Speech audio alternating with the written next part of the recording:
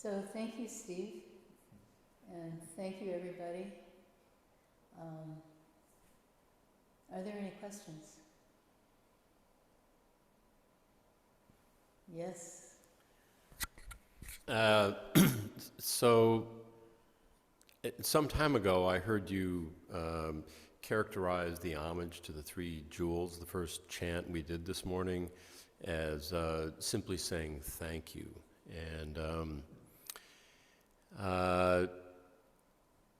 but as we were chanting it this morning, it just felt very ponderous to me, and I really wonder, is that what it's all about? Because if it's about saying thank you, shouldn't it be like more upbeat and a little more chippy? And so, and I found myself losing patience with the chant this morning. And so, how can I say thank you if I'm losing my patience? That's really great. Oops, I need the microphone. Oops. That's a wonderful question. Yeah, everybody has their opinions about.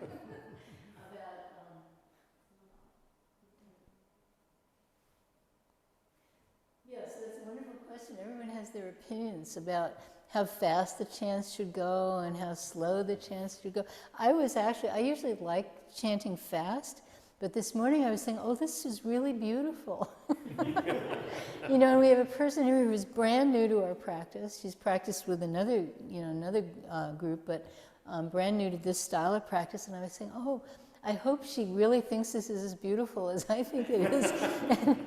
Meanwhile, you're sitting there saying, oh my God, they're going so slow, I'm getting so, Yeah, so that's a wonderful gift you gave yourself. Because you saw the two completely gratuitous nature of getting pissed off. It's like, why do it? But we do it all the time. This is too slow, this is too fast, this is too light, this is too dark, this is too hot, this is too cold. Whatever it is, too spicy, not spicy enough, we just do that all the time. Yeah. Yeah. So thank you for your question. Are there any other questions?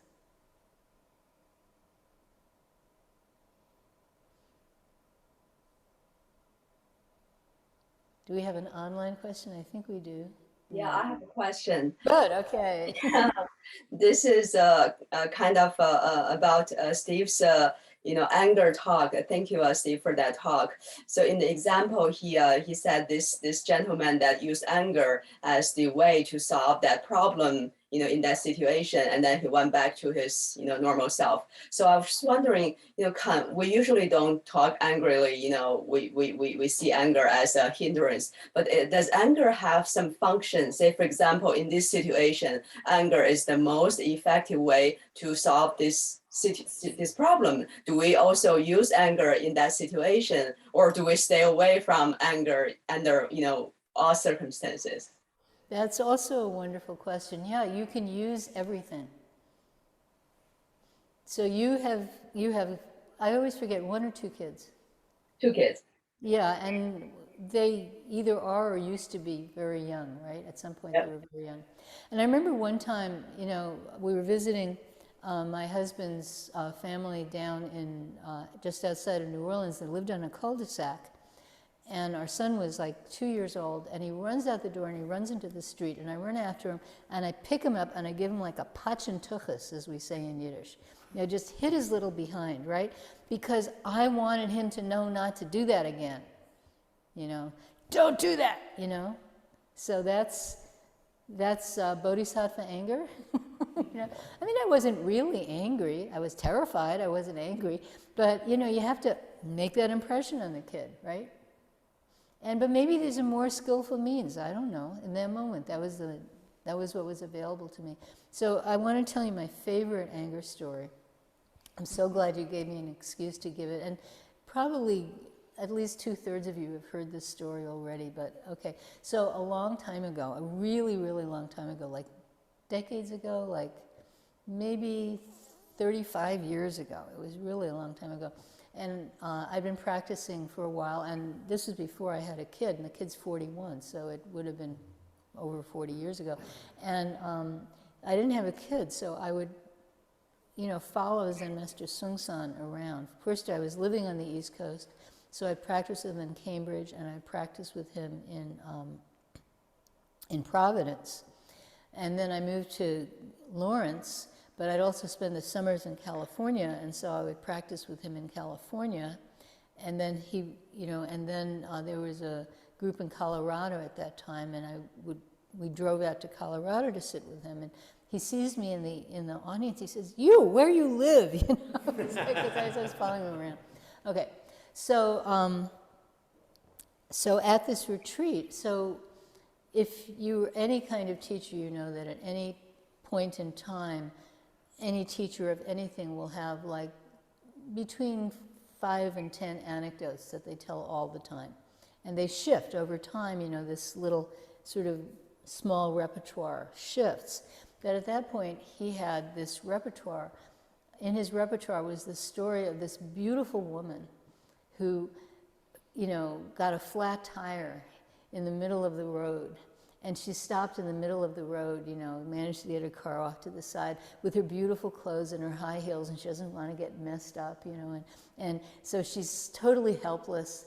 And finally some guy comes and I forget the point of the story, but, I would get really pissed off because I knew how to change a tire and I knew how to change my oil. I was a good feminist, I was going to do those things. Later it occurred to me that I could pay people not very much money and have them do them for me, so why should I do them? Because I wasn't very good at it, but still, at that, I still, you tell a story about a helpless woman and the fact that she's a woman is part of why she's helpless, it's not so good. So I was sitting there getting really pissed off, and then time for questions comes.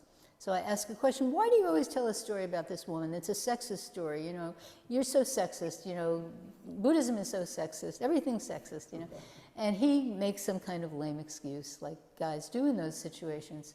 And so I'm still pissed off. So then the questions are over, and we go back to sitting, and he leaves the room with the guy whose house we were doing this in. And I didn't know where they went, but they both left, and I'm just sitting there thinking, sexist pig, he's so horrible, this is so horrible. He's got to stop this. He's my teacher and he's doing the wrong thing and I've got to correct, I'm going like this. I'm sitting the whole time, I'm like fuming, just fuming. And then they, hit the stick to get up to do walking meditation. And you're supposed to stand in line, and if you have to leave the room, you wait till you're placed in line and then you leave the room. I just bolt out of there. And I'm opening all the doors. I find him. He's teaching calligraphy to this guy. Teaching calligraphy, right? He was a wonderful calligrapher. And I just burst in there and say, why do you tell this story about this woman? And I'm going on and on.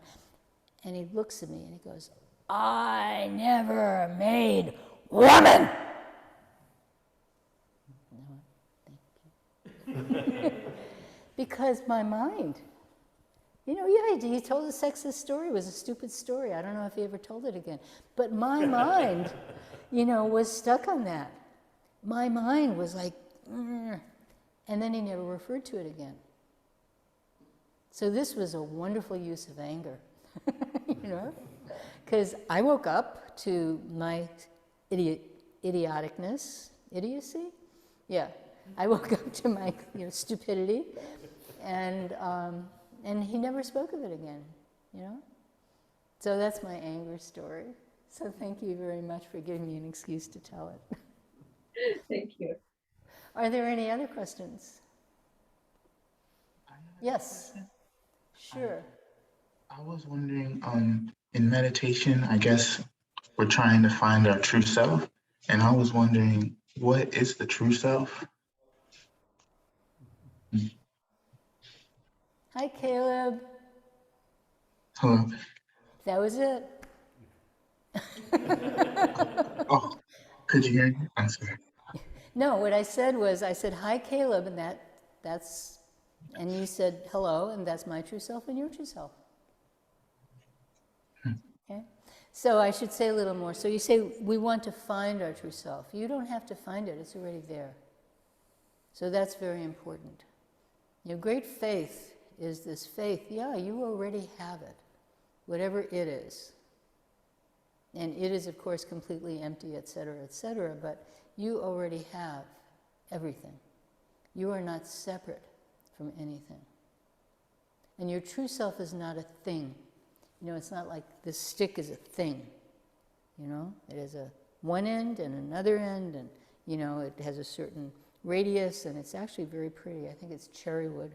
You know, it has all these like sort of shapes inside it, and, you know, it's really nice, different colors of reddish brown and sort of blackish brown and yellowish brown, you know, kind of thing. It's really nice, okay? But, you know, we think of it as a thing. It's different from this cup, okay?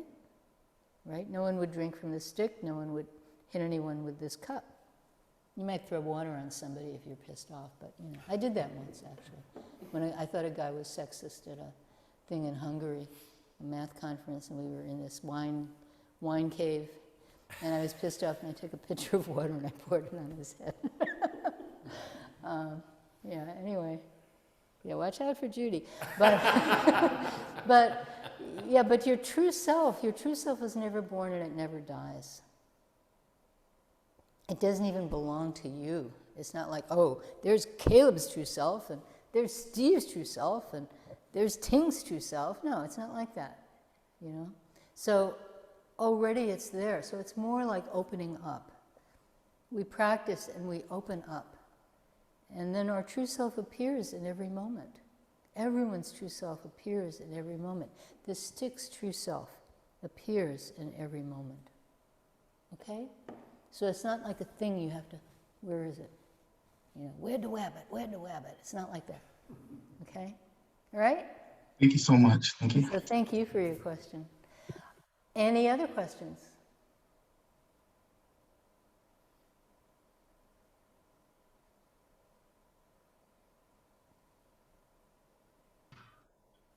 Judy, back to the question about true self. The thing of it is, so many people spend a great deal of time confused about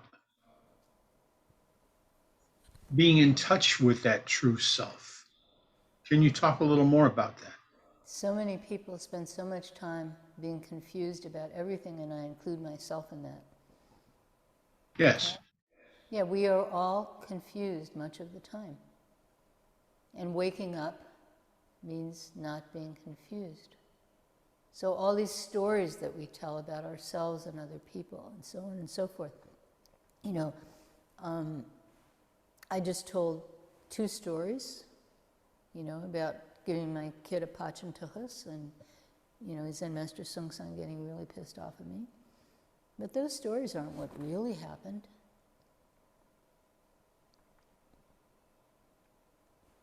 They can't be. You know, it's like Steve said, you know, language just can't do it.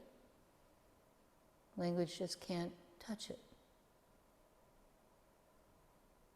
So yeah, that's why we have Kongan practice. So not everyone in this room has done Kongan practice. Not everyone on screen has done Kongan practice.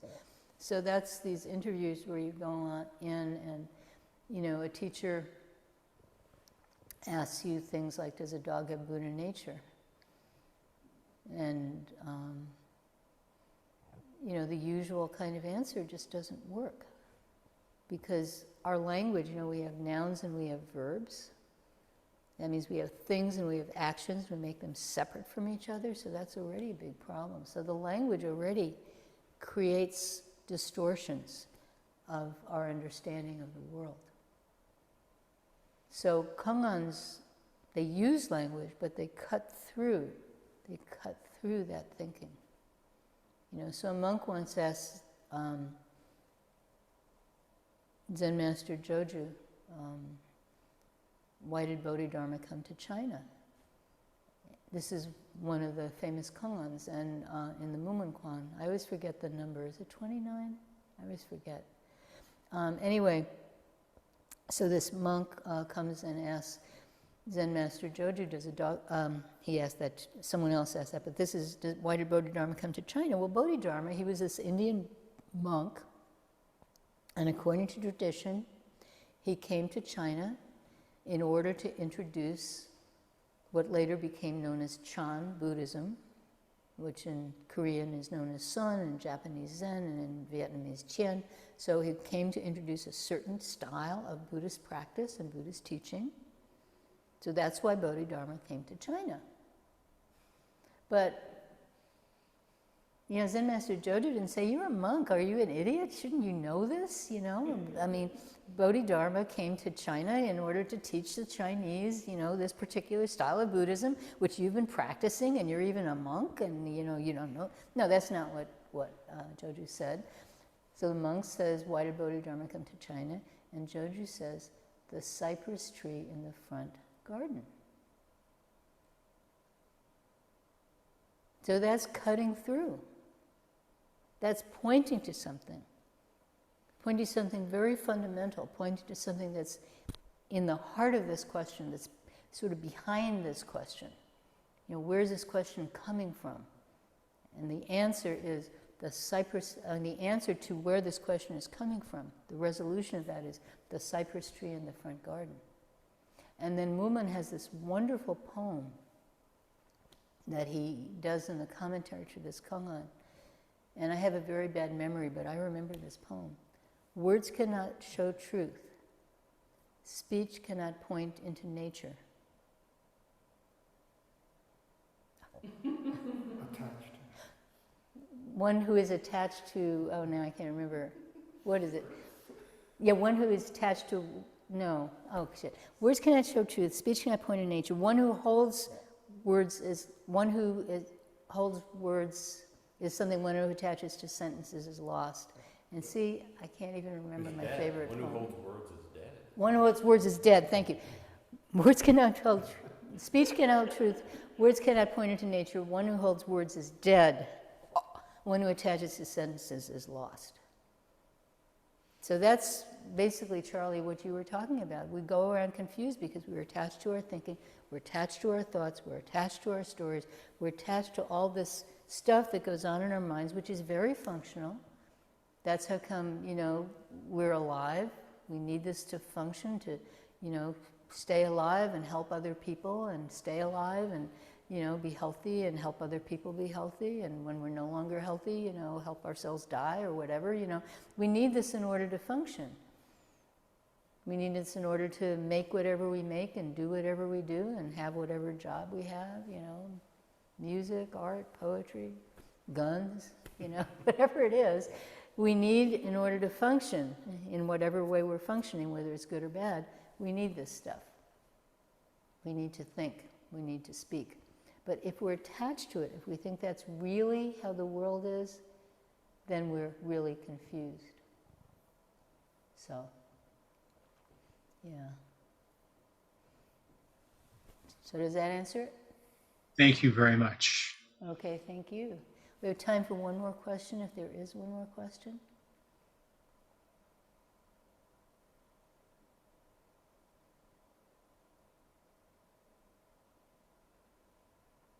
Okay, so no more questions. So do you want to stop recording?